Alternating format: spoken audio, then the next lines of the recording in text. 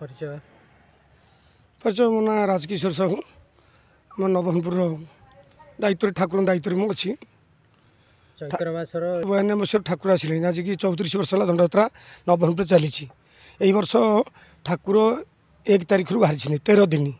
या भितर मोर बड़ कार्यक्रम अच्छे नवरंगपुर 13 दंड मेलन 8 तारिख में आमर जी कविराज साहू पूर्वतन सरपंच थे से हाईस्कल पड़िया जोगाजोग सब बाकी ठाकुर बाहर गाँव को कालठू पलि जी आज नवरंगपुर अच्छा ठाकुर तो महिमा बहुत बड़ चैत्र मसरे मर्त्य दंडयात्रा बोली आमर ये बड़ यात्रा तापर जो भक्त मैंने आसती मानसिक कर मानसिक पूर्ण हेल्ले से निश्चित आसती और दंडुआ मैंने से कष्ट भोग करते आम गोटे भक्त पणा राति 10टार आमर अरुआ अर्ण कि सब ना कि जिनस कि दिन जाक आम निष्ठा उपवास आम राति 9टार पणा टी सारू राति 12टार नाच आरंभ हो सका 7टार भांग और ठाकुर महिमा तो भक्त आसुँच चली एमती नथिले सब हाँ कि से कौन कि मंदिर में पार्वती रूप रही शिव पाखे चैत्र मसरे निजे पार्वती कालिका रूप में महादेव पाखे बुलवे तेणुकर जार जो मानसिक अच्छी से मानसिक दक्षिणाहार पूर्ण करती भक्ति नहीं जो मैंने दंडुआ भक्ति भी पूर्ण हुए एथर किसी माने मिछ जिनस ना ए भारी काष्टा आमर गंजाम पटे अलग कार्यक्रम अच्छे आमर एपटे से खाली पोणा धू खरार तो कार्यक्रम धूलीदंड 4 धूलीदंड फेर संध्या भोग फिर राति दंड खेल तापर नाच झामु जोड़ा शिव विषय हुए एबे भी आज कार्यक्रम सका ठाकुर बंदाण होते ठाकुर रेस्ट नहीं एबे धूलीदंड सरला गले पोखरी की पोखरी तोठे सब वस्त्र सब पुराणा वस्त्र बाहर नुआ वस्त्र पिंधे भोगराग हम आसिक जो भक्ता जहाँ द्वार को आसते से भोगराग हम तापर दंडुआ पणा सर राति 9:30 10टार सरीगले 11टा राति ठाकुर बाहर दंड खेल हम घंटाटे तापर नाच हम आम धूलीदंड अग्निदंड तापर सब जिन चली 20 जन मिशन आहरी जो 12 दिन भितर आहरी कार्यक्रम आहरी 20-25 जन दंड आस के 5 दिन आस के 7 दिन आसो समस्त पारिवारिक सब देखिक आसवे तापर समस्ते युव प्रतिभास्थान आसछिंदी वयस्क लोक मैंने चलीगले बहुत ये 34 वर्ष दंडयात्रा आमर जड़े पाट होता चलीगले फेर आउ जड़े पाट होता बुढ़ा होगा आउ भी बाहर आई नी थी ए पर्यटन चली आम भी चली आम पुआ मैंने चली आमर मेरु दिन गोटे हांदोला अच्छी हांदोलार गोटे अग्नि तले रे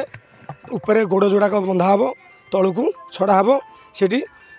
धूप दिहब सब दंडुआ सेमती काष्टार रही काम करेंगे तापर पणा संक्रांति दिन सकाल 9टार निआगाड़ समस्ते अग्नि ढट हो जो मैंने भक्त आसछिंदी दंड को सब दंडुआ समस्ते चलिए निआगाड़ जोटा अच्छे अग्नि उपर चलिए अग्नि परीक्षा से शेष दिन जो जी समस्त अग्नि परीक्षा देकी जी किए केते कौन कर किए कौन सेवा कर परिचय कविराज साहू नवहनपुर मु दंड ठाकुर भक्त एवं आमर 8 तारिख दिन 13 दंड मेलन होगाक जाऊँगी एवं एथिरे नवहनपुर ग्रामर समस्त सभापति एवं मेम्बर एवं ग्रामवासी समस्ते साहाय्य सहयोग ये यात्राटी पालित हब एवं आमर जिला प्रशासन एवं समस्त आखपाखर लोकंकर साहाय्य सहयोग ये यात्राटी पालित हब एवं दंड ठाकुर दंड कहले आपण जानिछंती दंड दंड क्या कह जाए दीर्घ माने वर्ष सारा जो यात्रा पालन हुए चैत्र मासरे केवल चैत्र मासरे पालन हुए ये दंड यात्रा दंड कहले आमर जो माने ठाकुर पाखे जो निष्ठा काष्ठार जो माने मासक जाक रहती से माने दंडरे आसती एवं दंडर जेतक जिनिस माने ठाकुरंकर अच्छी जो भली धूली दंड माने ये बाली रे गड़ती बा निआरे खेलती से दंडरे निष्ठारे थाईकी से भक्ता माने करती एवं नवहनपुर दंड आमर आसंता काली ठारू बाहरी सारे एवं आज द्वितीय दिन एवं द्वितीय दिन हेल्ले आमर 8 तारिख दिन आमर ये जो 13 दंड मेलन हम बहुत निष्ठा काष्ठार होउची एवं बहुत बाहर आसुँच आमर 12टा गाँ जे कि 12टा गाँ है भाटसाही मंगराजपुर बालीपाटेणा तापर गले झुंपुरी एकताल मशाणी झोला तापर गले आमर यहाँ हूँ कौन ଗୋତିସାହି ଷୋଲପଟା ବଢ଼ିଆ ସାହି ସଂଖେଇ ଆଉ ଗୋଟେ ରହିଲା ଆମର କଞ୍ଚନବଲ୍ଲୀ 13 ଦଣ୍ଡ ଆମର ସିଷ୍ଟମ୍ ସବୁ ଅଲଗା କରାହେଇଛି। ଆପଣ ବହୁତ ଦେଖିଛନ୍ତି ନୟାଗଡ଼ ଜିଲ୍ଲାରେ 30-35 କିଲୋମିଟର ଭିତରେ ଆମର 13 ଦଣ୍ଡ ମେଳନ ହେଇନି। 51 ଦଣ୍ଡ ମେଳନ ହେଇଥିଲା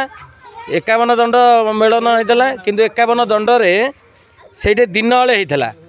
ଦିନବେଳେ ହେଇଥିଲା ଯେ କି ଖାଲି ସେଇଠି ପଣା ପାଣିର ବ୍ୟବସ୍ଥା ଯଦିଓ ହେଇଥିଲା ତାଙ୍କୁ ସିଙ୍ଗିଲ ଇଏ କରାହେଇଥିଲା କିନ୍ତୁ ଏବେ ଯେଉଁ କରାଯାଇଛି ଆମର ଏଠି ଅନ୍ନଛତ୍ର କରାହେଇଛି 8 ତାରିଖ ଦିନ ସକାଳୁ ବ୍ରେକଫାଷ୍ଟ ଦିଆହେବ ଯେଉଁ ଆମର ଯେଉଁ